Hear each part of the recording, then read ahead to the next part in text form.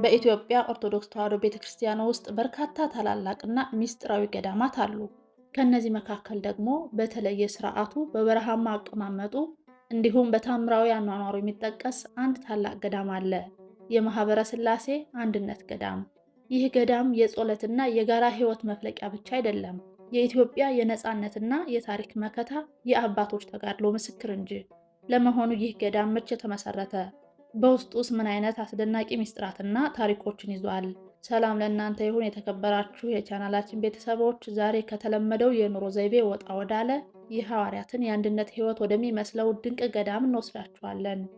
ስለ ማህበረ ሥላሴ ገዳም የማታውቁትን ብዙ እውነታዎች ዛሬ እንነግራችኋለን። አብራችሁን ቆዩ። ቪዲዮውን ከወደዳችሁት ላይክ እና ሸር ማድረጋችሁን አትርሱ። ለቻናላችን አዲስ ከሆናችሁ ሰብስክራይብ እያደረጋችሁ ቤተሰብ ሁኑ። የማህበረ ሥላሴ አንድነት ገዳም ኢትዮጵያዊ ትውፊቱን ያለቀቀና ጥብቅ ስርዓትን የተከተለ ሃይማኖታዊ ቦታ ነው። ገዳሙ በአማራ ክልል ምዕራብ ጎንደር ዞን መተማ ወረዳ ውስጥ ይገኛል። የማህበረ ሥላሴ አንድነት ገዳም በ4ኛው መቶ ክፍለ ዘመን እንደተመሰረተ ይነገራል። የአሁኑን ስያሜ ከማግኘቱ በፊት ምቋም ሥላሴ ይባል ነበር። የሺዎች ማህበርም እየተባለ ይጠራል። የጥንቱን ደገኛውን የገዳም ስርዓት እንደጠበቀ የሚገኘውን ገዳም ያቀኑት ታላቁ ጻድቅ አቡነ አምደ ሥላሴ ናቸው። አቡነ አምደ ሥላሴ በቦታው ላይ ለ60 ዓመታት በፀሐይ ብቻ የበሰለ ምግብ እየተመገቡ በታላቅ ተጋድሎ ኖረው ታላቅ ቃል ኪዳን ተቀብለውበታል። የማህበረ ሥላሴን ገዳም ጻድቁ እንደ ሞሰብ አንስተው በአጋዕዝተ ዓለም ሥላሴ አስባርከውታል። ዛሬ ላይ የኢትዮጵያ ኦርቶዶክስ ተዋሕዶ ቤተክርስቲያን በምትገኝበት በየትኛውም ዓለም ላይ ቅዳሴ በሚቀደስበት ወቅት የማህበረ ሥላሴ ገዳም ስሙ ሳይጠራ አይውልም። በቤተክርስቲያናችን የቅዳሴ ስርዓት ላይ በጸሎተ ቅዳሴ ወቅት ከቅዱስ ቁርባን በፊት ሰላም ለክሙ ማህበረ ሥላሴ በማለት በዜማ የሚደረስ የጸሎት ክፍል ነው። ዜማውን የደረሱትና ስርዓቱን የሰሩት ገዳሙ ካፈራቸው ታላላቅ ቅዱሳን አባቶች መካከል አንዱ የሆኑት አቡነ አርከስሉስ ናቸው። ማህበረ ሥላሴ አንድነት ገዳም ታላቅና ጥንታዊ ገዳም መሆኑ በዚህ ይታወቃል። በየትኛውም ዓለም ላይ በኢትዮጵያ ኦርቶዶክስ ተዋሕዶ ቤተክርስቲያን ውስጥ ቅዳሴ በሚቀደስበት ሰዓት ስሙ ሳይጠራ አይውልም። ከጌታችን ከአምላካችን ከኢየሱስ ክርስቶስ ልደት በፊት በርዕሰ ገዳማት ማህበረ ሥላሴ አንድነት ገዳም ውስጥ ይኖሩ የነበሩት ቀደምት አባቶች የጌታችንን መወለድና የትንቢቱን መፈጸም በተስፋ ይጠብቁ ነበር። በቦታው ላይ በብሕትውና ለኖሩ አባቶች የጌታችንን መወለድ ያበሰረቻቸው ሰሳ የምትባለው የዱር እንስሳት ናት። በገዳም ውስጥ የነበረችው ሰሳ ወይም ቶራ ጌታችን በቤተልሔም በተወለደ ጊዜ በታምራት በሰው አንደበት ዮም ተወልደ ቤዛ ሁሉ ዓለም፣ ዮም ተወልደ ከሳቴ ብርሃን፣ ዮም ተወልደ መድኃኔ ዓለም፣ ዛሬ የብርሃን አምላክ የዓለም ቤዛ መድኃኔ ዓለም ተወለደ ብላ በመዝለል የልደቱን ዜና በሀገራችን አሰምታለች። እሷን በቤተልሔም ካሉ መላእክትና እረኞች ጋር በልደቱ ተደስታለች። የጥንቱን ደገኛውን የገዳም ስርዓት እንደጠበቀ የሚገኘው አንጋፋው ማህበረ ሥላሴ አንድነት ገዳም ስርዓቱና ሕጉ ጥንቱ እንደነበረው ነው። ገዳሙ ለመላው ኦርቶዶክሳዊት ክርስቲያኖች መመኪያና ኩራት ሲሆን በቦታው ላይ በታላቅ ተጋድሎ የሚኖሩት አባቶች በጸሎት ሀገርን ከመቅሰፍትና ከወራሪ ጠላት ምዕመናንን በረድኤት የሚጠብቅ ታላቅ ገዳም ነው። ወደ ገዳሙ የሚሄድ ማንኛውም ሰው በየካቲት 27 በጻድቁ በአቡነ አምደ ሥላሴ በዓል እንዲሁም በጥርና በሐምሌ 7 ቀን በስሉስ ቅዱስ ክብረ በዓላት እንዲሁም ለቀብር ካልሆነ በቀር ማንኛውም ሰው እንደመጣ ወደ ገዳሙ እንዲገባ አይፈቀድለትም። ወደ ውስጥ ለመግባት ከውጭ ነው በደጅ ጥናት 7 ቀናት የግድ መቆየት አለበት። ከግዝት በር በኋላ ገዳሙ ለመድረስ በእግር 30 ደቂቃ ያክል የሚያስሄድ ሲሆን ጫማ አድርጎ መግባት ክልክል ስለሆነና መንገዱ በጣም ጠጠራማ ስለሆነ እያነከሱ መሄድ ግድ ነው። ከሳምንት ቆይታና ደጅ ጥናት በኋላ ነው ወደ ቅጥሩ ግቢ መግባትና መናንያኑ የሚቀምሱትን መቅመስ የሚቻለው። እስከዚያ ድረስ መኩሪታ የሚባለውን ዳቦ እየተመገቡ በውጭ ቆያሉ። አስገራሚው ነገር የገዳሙ አበብኔት ወይም አንድ የገዳሙ መነኩሴ ገዳሙ ልኮት እንኳን ቢሆንና ወደ ሌላ ስፍራ ሄዶ ሲመለስ በገዳሙ ስርዓት መሰረት የገዳሙ አበብኔትም ቢሆን መነኮሳቱ የሚመገቡትን ለመመገብና ወደ ቤተክርስቲያኑ ቅጥር ግቢ ለመግባት ለ1 ሳምንት በውጭ መቆየት አለበት። ከገዳሙ ወጥቶ ሌላ ቦታ ሄዶ የተመለሰ ከሆነ አበብኔቱም ሆኑ መነኮሳቱ ይህን ሕግ ማክበር ግዴታ አለባቸው። በማህበረ ሥላሴ ገዳም የሚኖሩ መነኮሳቱ ለዓመት ከሚሰጣቸው ልብስ ውጭ በራሳቸው ልብስ አሰፍተው ወይም ገዝተው መልበስ በፍጹም አይችሉም። እንዲሁም መነኮሳቱ ከሚሰጣቸው መኩሪታና ሌላ እነሱ ብቻ የሚመገቡት ጭልቃ ከሚባለው ምግብ በቀር ሌላ ምንም አይነት ምግብ መመገብ አይፈቀድላቸውም። ሌላው ቢቀር ገዳማውያኑ በመኖሪያ በዓታቸው ውስጥ ምንም አይነት የግል ንብረት መርፌም እንኳ ቢሆን ያለ መጋቢው ፍቃድና እውቅና ማስቀመጥም ሆነ መጠቀም አይችሉም። በዓመት 2 ጊዜ ብቻ ለልደትና ለትንሣኤ ካልሆነ በቀር በገዳሙ ውስጥም ሆነ ከገዳሙ ክልል ውጭ ገዳማውያኑ ስጋ አይበሉም፣ ወተትም አይጠጡም። የገዳሙ ከብቶች ዝርያቸው ለየት ያሉ ከመሆናቸውም በላይ በጣም ትልልቆች ናቸው። እነዚህ ከብቶች ከተለመደው የእንስሳት ባህሪ ውጭ በሆነ ረቂቅ ስርዓትና ፍቅር ይመራሉ።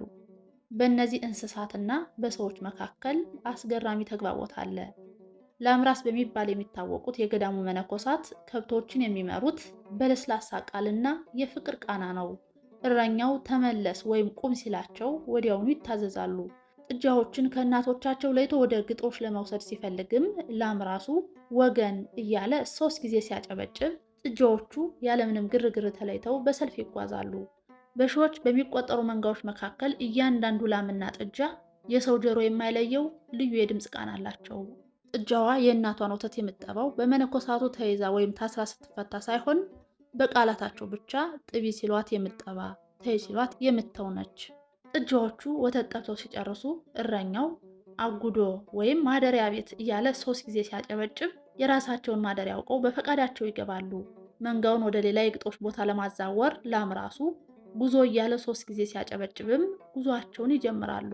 መድረሻቸው ላይ ሲደርሱም ሰፈር በሚል የ3 ጊዜ ጭብጨባ በአንድነት ይቆማሉ።